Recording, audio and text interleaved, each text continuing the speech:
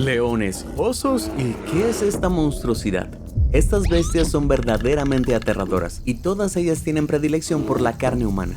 Acompáñame en este repaso de los devoradores de hombres más letales que el mundo haya visto, cada uno más letal que el anterior.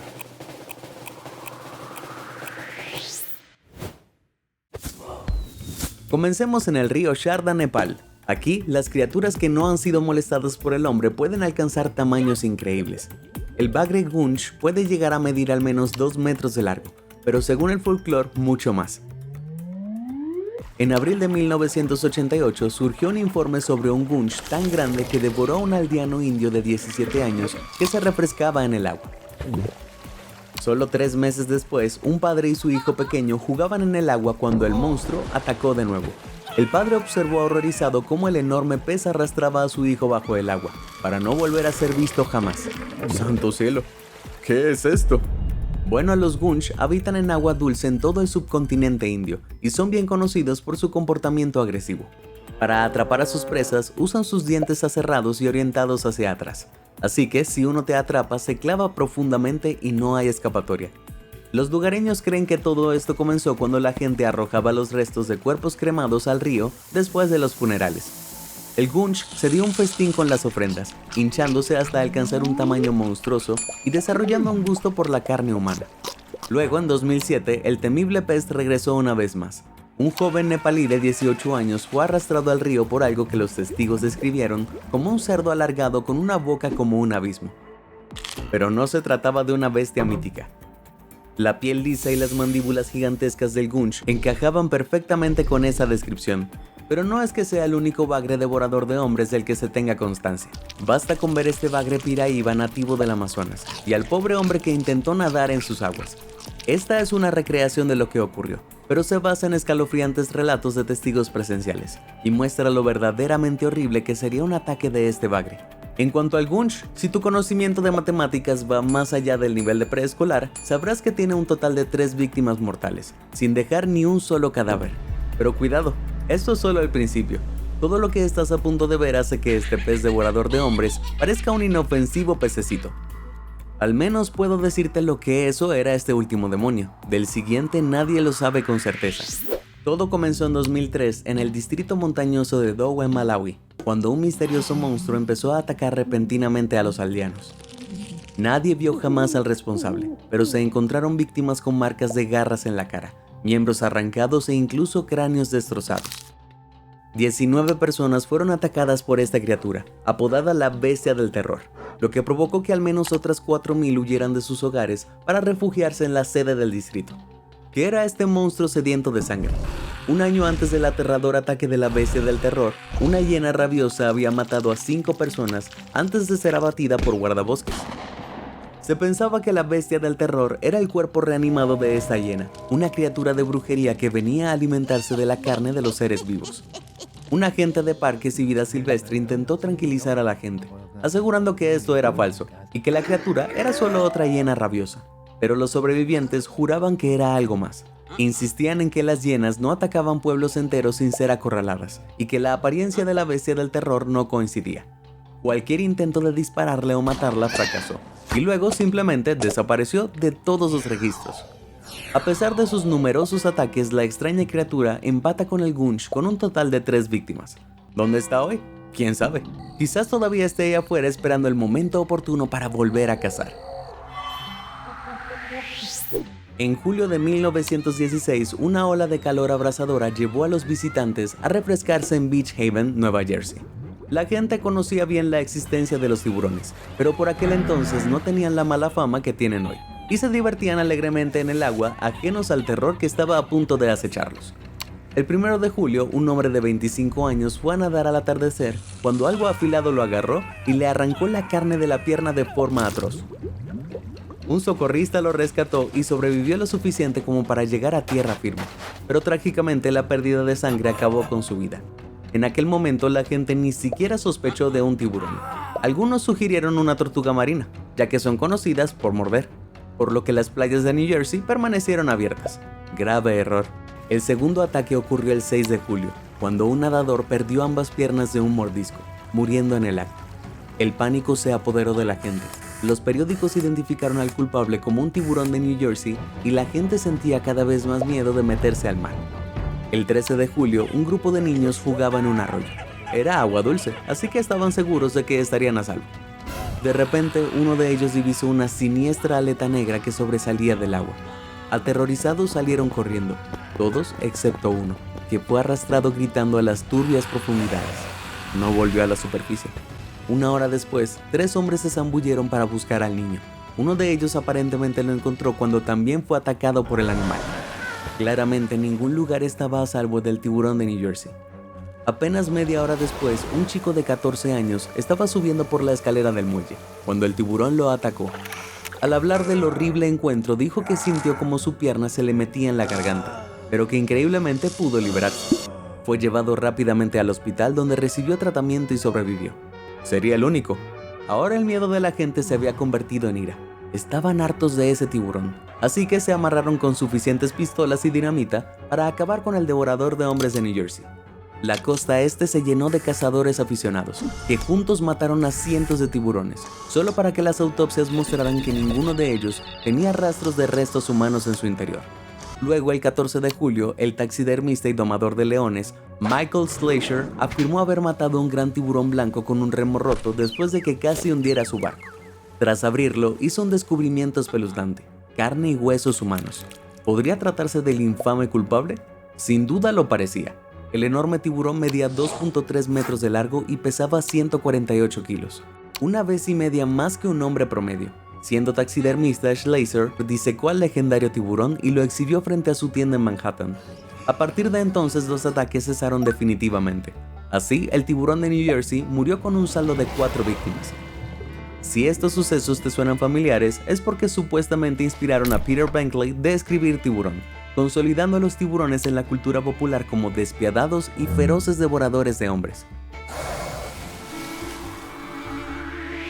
Una historia aún más escalofriante proviene del pueblo nevado Sankebetsu en Hokkaido, Japón, en octubre de 1915. En esta remota zona rodeada de bosques y montañas, el frío era brutal y los aldeanos necesitaban todas las provisiones que pudieran reunir para sobrevivir al invierno. Pero en las últimas semanas, las reservas de maíz de la familia Ikeda habían sido saqueadas por un oso pardo de Ussuri, una de las especies de oso pardo más grandes y formidables. Este medía casi 2.8 metros de altura y pesaba la monstruosa cantidad de 340 kilos. Así que cuando regresó el 30 de noviembre, los aldeanos enfurecidos organizaron una partida de caza y lo persiguieron hasta el bosque. Lograron dispararle al oso, pero escapó. Al día siguiente siguieron el rastro de sangre todo lo que pudieron, pero con una tormenta de nieve acercándose, supusieron que la herida sería suficiente para disuadirlo de volver a perturbar su aldea. Estaban equivocados. Pasó más de una semana cuando el oso regresó la noche del 9 de diciembre, más hambriento que nunca. Sin previo aviso, irrumpió en la casa de la familia Ota, emboscando a una madre y al bebé de una vecina que estaba a su cuidado. La madre luchó desesperadamente, arrojándole leña a la bestia y tratando de escapar, pero el oso era demasiado fuerte. Trágicamente les quitó la vida a ambos y arrastró a la madre a las profundidades del bosque. A la mañana siguiente, los horrorizados aldeanos que llegaron al lugar dijeron que parecía un matadero. Indignados por la atrocidad, un grupo de 30 hombres se adentró en el bosque para acabar con la bestia de una vez por todas. Esta vez no tardaron en encontrarlo. Identificándolo por el patrón gris en forma de bandolera que tenía en el pecho, abrieron fuego, pero solo un disparo dio en el blanco. Siguiéndolo de nuevo, los hombres encontraron los restos mutilados de la madre metidos bajo un árbol, y se dieron cuenta con horror de que había desarrollado un gusto por la carne humana. Los hombres se reagruparon en la casa de Ota, con la esperanza de que el oso regresara, y fue allí donde lo bautizaron como Kesageik, que significa golpe de espada diagonal, por sus distintivas marcas. Efectivamente, Kesageik regresó, persiguiéndolo. Los cazadores se dirigieron al río abajo siguiendo lo que creían que era su rastro. Mientras tanto, la casa de Miyuki estaba llena de mujeres y niños que buscaban refugio tras el horror del ataque de Ota. Mujeres y niños que debieron haber estado bajo vigilancia toda la noche, pero cuando los guardias se enteraron de que Kesageik había regresado, también tomaron sus armas y corrieron a ayudar en la cacería, dejando la casa de Miyuki sola y desprotegida. Esa noche, el monstruo regresó. Con un rugido infernal derribó una pared de la casa. Se desató el caos y en medio de la confusión se cobró 4 vidas más e hirió a muchas otras. Los testigos afirmaron haber oído a una mujer embarazada suplicar entre lágrimas a Kesagek que perdonara a su hijo por nacer. El oso no mostró piedad. Cuando los guardabosques llegaron al lugar, Kesagek ya había regresado al bosque. Para entonces, la gente estaba absolutamente aterrorizada. Kesagek parecía un demonio insaciable con forma de oso. La noticia llegó a las autoridades regionales y se organizó un equipo de élite compuesto por policías y francotiradores para acabar con la criatura. Uno de estos hombres era el experimentado cazador de osos Yamamoto Heikichi. Hacía tiempo que había cambiado su arma por la bebida, pero horrorizado por las noticias de los ataques, accedió a ayudar a cazar al oso. Con su leal manada de Akitas y un guía local, Heikichi se adentró en la naturaleza para enfrentarse a Kesagek. Tras un rato, encontraron al gigante descansando junto a un roble japonés, caminando con sigilo sobre la nieve. Heikichi se acercó a unos 18 metros del oso, respiró hondo y disparó. Un disparo en el corazón, otro a la cabeza. Y así sin más, Kesagek dejó de existir. La pesadilla había terminado y Heikichi fue aclamado como un héroe, pero el daño causado por el oso dejó a Sankebetsu en ruinas. Muchos abandonaron la zona y así sigue hasta el día de hoy. Incluso después de la derrota del oso, una víctima del ataque a la casa de los Miyuki sucumbió a sus heridas, elevando el número final de víctimas de Kesagek a 7. Que en paz descanse. A mediados del siglo XX, Missouri, ahora conocido como Karnataka, India, era un santuario musulmán enclavado en las colinas de Nagabara y mantenido por un guardián y su familia. Sin embargo, la zona estaba asolada por una especie salvaje que atacaba a los lugareños. La mayoría de sus víctimas no sobrevivieron y las pocas que lo hicieron quedaron desfiguradas.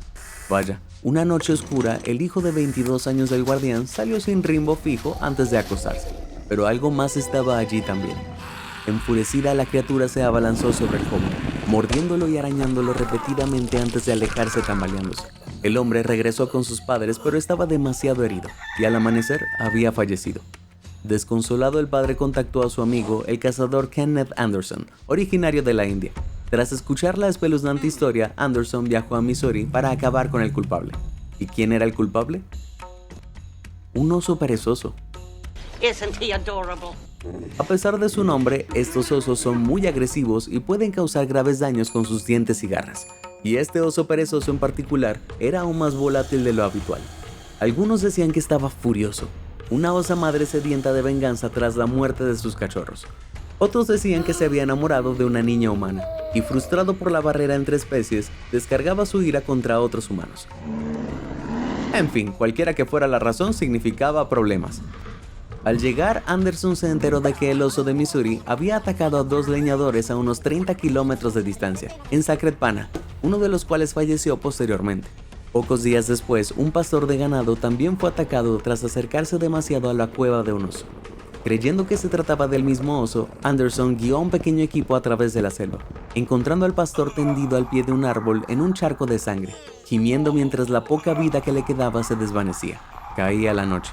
Debían abandonar la selva rápidamente antes de que el oso regresara.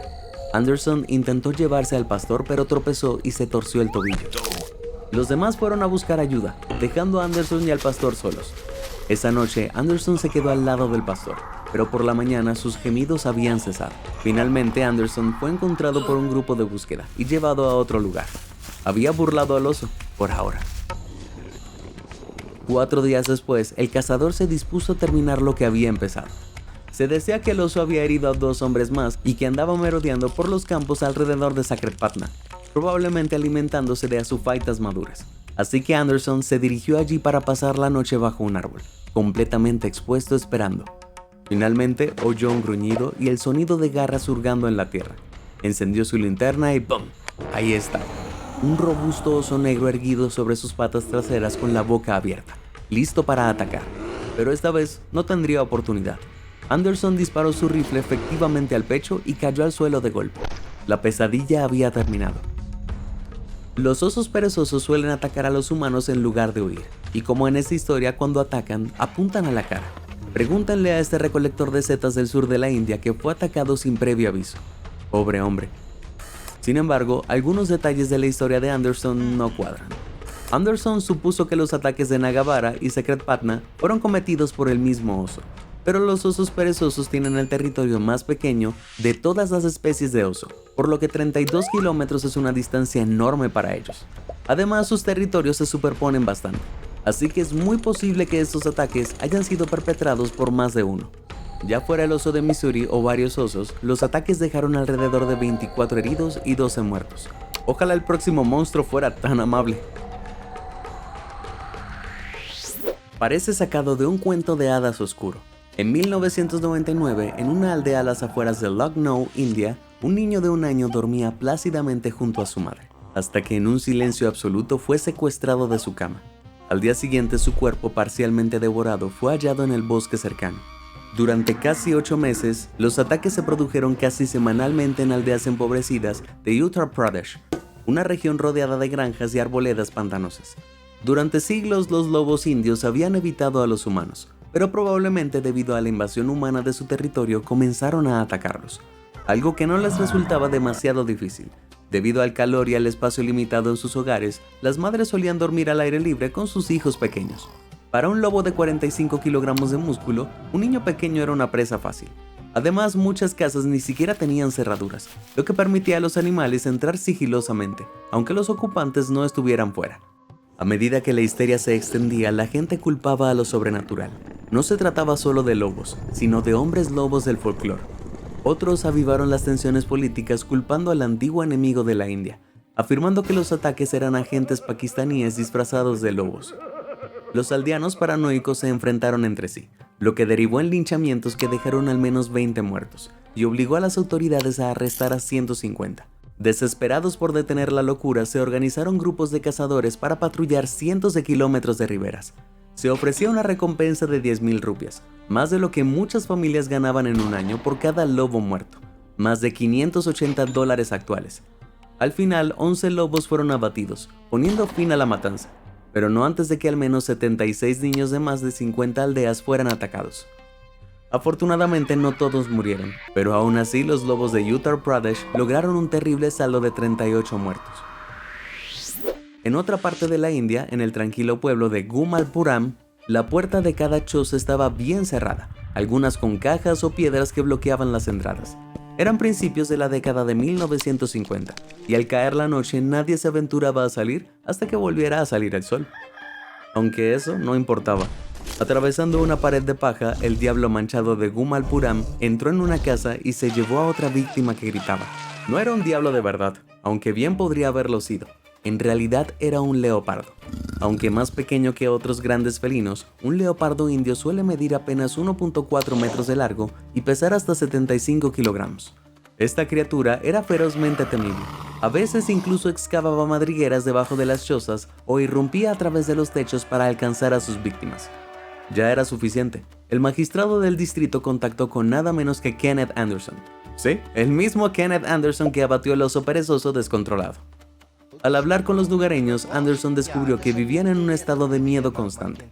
Incluso durante el día la gente se movía en grupos, y algunos ni siquiera se atrevían a hablar del diablo por temor a provocar su ira. Durante las siguientes noches, Anderson estudió las huellas y el comportamiento del animal, e incluso una noche dejó un maniquí vestido con ropa humana en la entrada de una cabaña para traerlo. El cazador se sentó al acecho detrás de unas cajas, con su escopeta lista, pero el leopardo nunca apareció. No todo estaba perdido. Al estudiar sus huellas notó que su pata delantera apenas dejaba huella. Anderson se dio cuenta de que caminaba de lado, por lo que debía haberse lastimado en algún punto, lo que le impedía cazar a su presa habitual. Comprendió entonces que por eso se había estado alimentando de humanos. El cazador decidió dirigirse a Devarabeta, otro pueblo donde el leopardo había cobrado 5 víctimas. Esa noche permaneció vigilante, esperando en una cabaña con arbustos espinosos en el techo para protegerse. De repente oyó un movimiento, pero solo era un perrito callejero.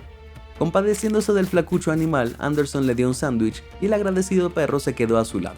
Esto al final resultó ser su salvavidas. Después de varias horas de espera, el perro comenzó a gruñir. Anderson se puso alerta de inmediato. Algo se acercaba.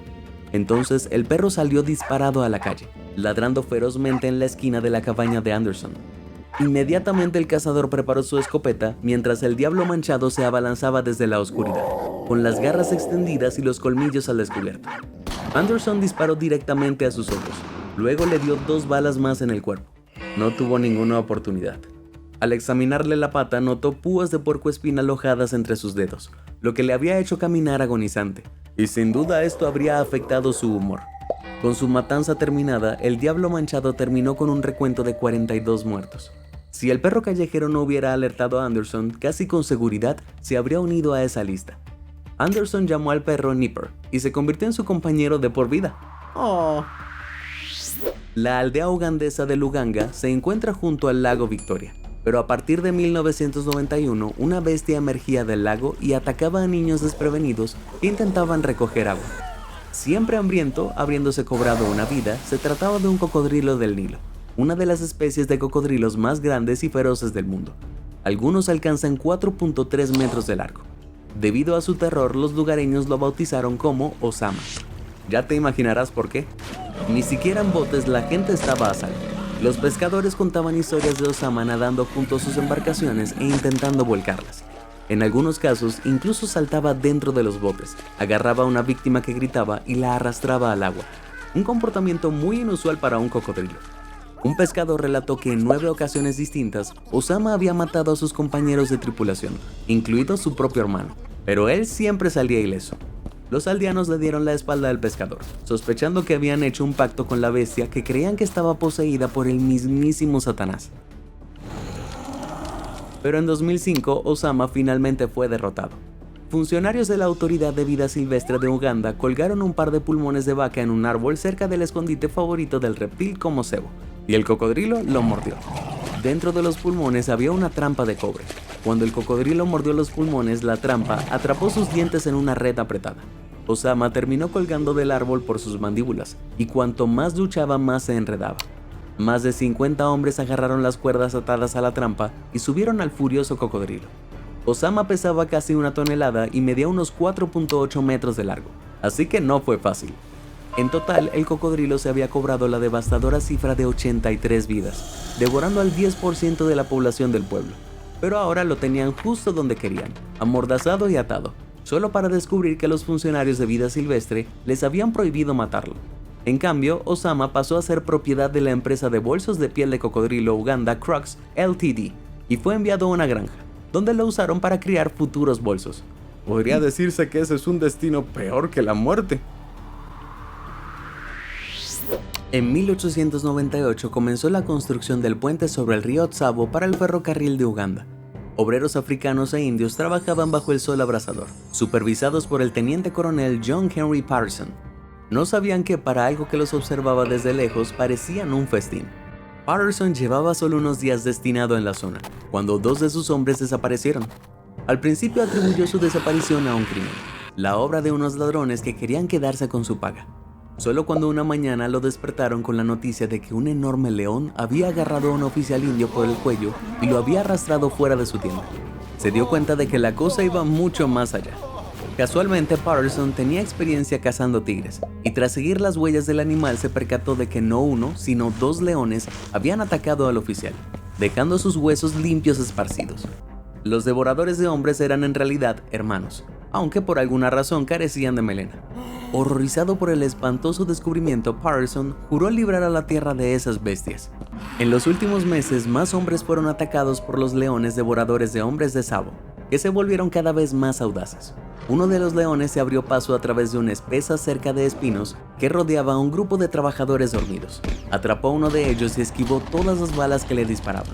Por la noche, los hombres, presos de la ansiedad, oían a los leones crujir huesos y sus profundos y satisfechos ronroneos como sacados de una película de terror felina. Los trabajadores entraron en pánico y cientos huyeron de Tsavo, negándose a ser alimento para estos diabólicos leones. Pero no Patterson. Usando un burro muerto atado a un tronco como cebo, el teniente se sentó en la rama de un árbol y esperó. Pasaron las horas y nada. Entonces finalmente apareció un león, pero no estaba interesado en el burro, lo quería a él. Gruñendo amenazadoramente, rodeó la rama, acercándose sigilosamente. Inmutable, Patterson sostuvo su rifle con calma y disparó, hiriendo al animal. Retrocediendo con un gemido, intentó huir a la selva, pero él disparó de nuevo, dejándolo agonizando. El cuerpo del león fue traído como trofeo, midiendo más de 2.8 metros de largo, pero aún quedaba un devorador de hombres, e incluso después de la muerte de su hermano no se detuvo. Al contrario, parecía sediento de venganza, masacrando tanto a trabajadores como a ganado. Patterson volvió a subir a su árbol y esperó a que anocheciera. Esta vez el león no tardó en aparecer y le disparó rápidamente. Yacía inmóvil. Creyendo que estaba muerto, bajó rápidamente de su puesto seguro y se acercó a la enorme masa de pelo. Pero justo cuando se aproximaba, el león se irguió muy vivo y comenzó a embestir. En pánico, Patterson disparó una y otra vez. Justo cuando pensaba que estaba perdido, la bestia lanzó un rugido escalofriante y se desplomó a sus pies. Esta vez para siempre. Al oír la noticia, el campamento estalló en júbilo y el león de más de 3 metros de largo fue llevado triunfalmente de vuelta. ¿Pero qué originó esta locura? Estudios recientes revelan que los leones sufrieron dolorosas lesiones dentales, lo que les dificultaba cazar y comer presas grandes. En comparación, los humanos eran presas fáciles. Otra razón importante de su comportamiento agresivo podría ser la peste bovina, una enfermedad mortal que diezmó el ganado vacuno y los búfalos en toda la zona de Savo, reduciendo la fuente natural de alimento de los leones. Se informó que los leones devoradores de hombres de Savo cobraron 135 vidas, pero un estudio de 2019 cifró el número de víctimas en cerca de 35. En cualquier caso, dejaron su sangrienta huella en la historia. En el siglo XVIII, Gévaudan, en el sur de Francia, era una tierra aislada e indómita, habitada por campesinos empobrecidos, donde los bosques ancestrales aún parecían encantados. En junio de 1764, una niña de 14 años cuidaba su rebaño de ovejas, cuando un monstruo le arrebató la vida. Fue solo la primera víctima. Durante los 3 años siguientes, la criatura masacró a muchas más personas, atacando principalmente a mujeres y niños. Se decía que les arrancaba la ropa, bebía su sangre y les lamía el cerebro. Los relatos sobre la apariencia de la bestia eran variados y contradictorios. Se decía que era más grande que un burro, con pelaje rojo o negro, y algunos afirmaban que caminaba sobre sus patas traseras.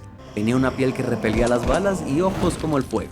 Los campesinos supersticiosos estaban convencidos de que se trataba de un hombre lobo o alguna otra criatura sobrenatural, fruto de la magia negra. Un obispo avivó aún más la histeria al proclamar que la bestia era un castigo enviado por Dios. La conmoción se extendió por todo el país hasta la corte del rey Luis XV, quien ofreció una recompensa equivalente al salario anual de la mayoría de los hombres. Más de 30,000 aspirantes a cazadores acudieron a Gévaudan para reclamar el premio. Prepararon carne envenenada, se vistieron de campesinas e incluso usaron niños como cebo vivo. Pero supongo que esos hombres no eran del tipo de la bestia, porque todos sus intentos de matarla fracasaron. Entonces, en agosto de 1765, una joven campesina caminaba desde su casa cuando se dio la vuelta y se encontró cara a cara con la bestia, pero estaba preparada. Cuando ésta se irguió, la mujer le clavó una lanza casera que llevaba consigo directamente en el pecho, provocando que la bestia gimiera y huyera despavorida. Acababa de superar a más de 30,000 hombres, y su valiente hazaña fue conmemorada con esta estatua en el pueblo de Auvers. Sin embargo, no lo mató. En septiembre de ese año, el propio guardaespaldas y portador de armas del rey disparó a un gran lobo, afirmando que se trataba de la bestia. El cuerpo fue enviado de vuelta a Versalles, recibió una generosa recompensa y el caso se dio por solventado. Pero no fue así. Tan solo 2 meses después, entre 30 y 35 personas fueron asesinadas por la misteriosa criatura.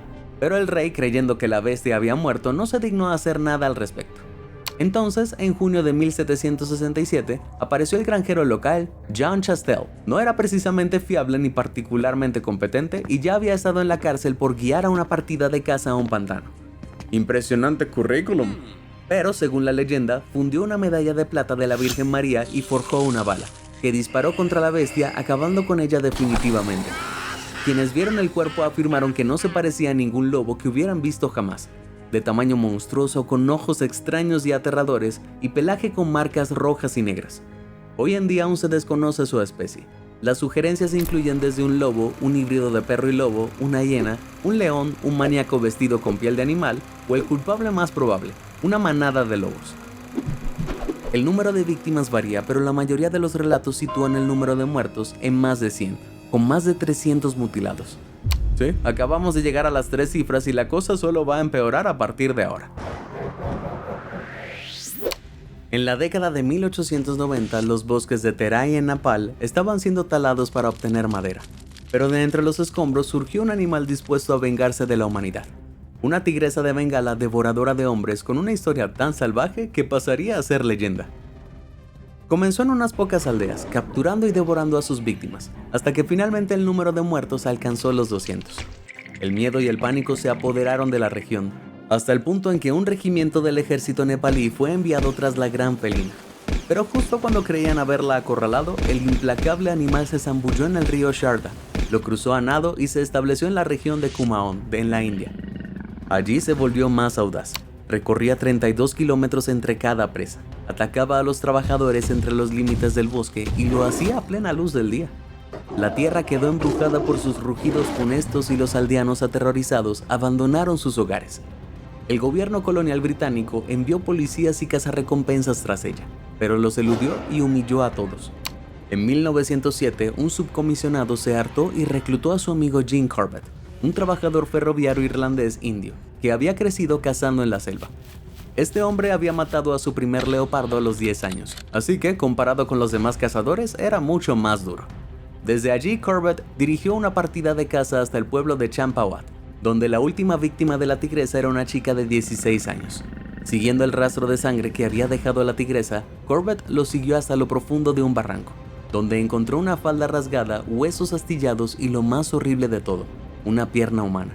Al darse cuenta de que debían estar en el escondite de la tigresa, ideó rápidamente un plan. Regresó al pueblo y reunió a 300 aldeanos, conduciéndolos hasta la cima de la colina, al borde del barranco. Si hacían suficiente ruido, la tigresa sin duda saldría, y el único camino que podría tomar era a través de un estrecho desfiladero, donde Corbett la estaría esperando con un arma. Los hombres armaron un alboroto golpeando tambores y gritando. Pronto el plan funcionó. La tigresa asustada salió de las sombras directamente hacia Corbett. Disparó un tiro pero falló. Entonces se apresuró a disparar 2 veces más, y ambos dieron en el blanco. Pero ahora su escopeta estaba vacía y ella seguía acercándose, gruñendo enfurecida directamente hacia él. Corbett corrió desesperadamente por el valle, agarró el arma de un aldeano y desde una distancia de 6 metros la abatió justo a tiempo. El demonio de Champawat había sido derrotado. Corbett fue aclamado como un héroe y las celebraciones duraron varios días, aunque más tarde abandonaría la caza para dedicarse a la conservación de la vida silvestre. Al examinar el cuerpo de la tigresa, observaron que sus colmillos habían sido destrozados, probablemente por la bala de un cazador, lo que la había dejado incapaz de atrapar a sus presas habituales. Eso, sumado a la deforestación y la caza furtiva, había reducido drásticamente las presas restantes, sin dejarle otra opción que alimentarse de humanos lentos y desprevenidos. Su número total de víctimas, la asombrosa cifra de 436.